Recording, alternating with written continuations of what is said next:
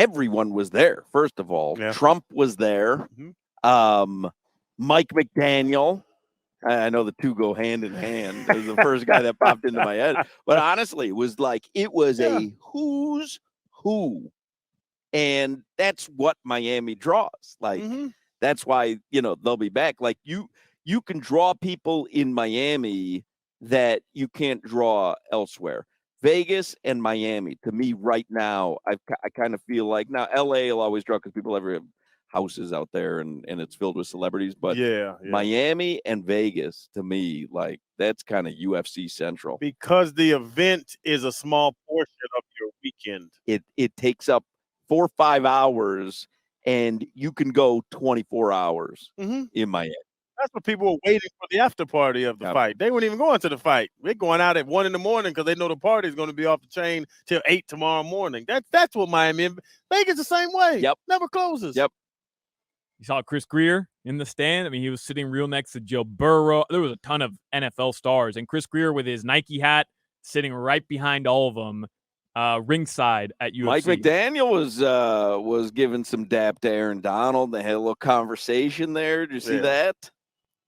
I know what he says. I could read mouths. Yeah. He said, I F with you. What's my mouth saying? Very close to what McDaniel said to him. That's what when he talked to Aaron Donald first time, his mouth was covered. Then he backed up and he said, I F with you.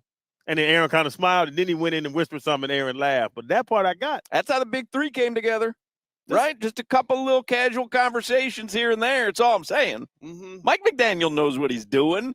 How about that?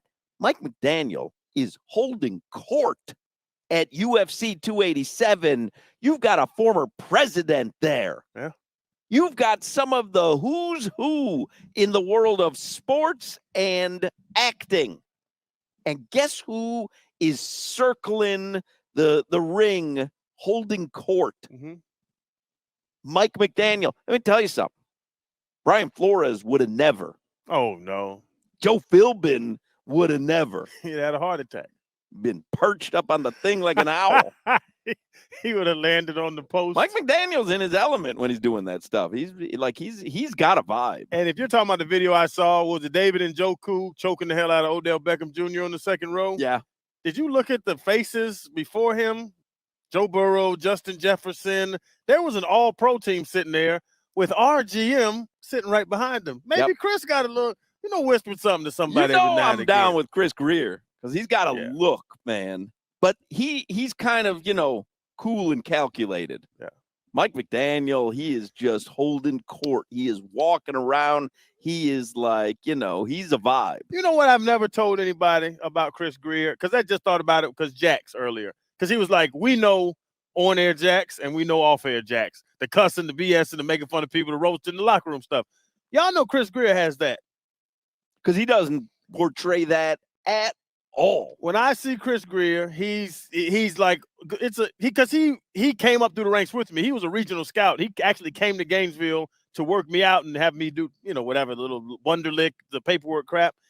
And from there, like when I see him, he'll be like, he'll cuss with me, mess around, make fun of me, make fun of my teeth and stuff when I got him done. Like, Chris Greer does have a great personality. He's never going to show it to y'all, but don't think Chris Greer is a square. Chris Greer is not a square. I got his back.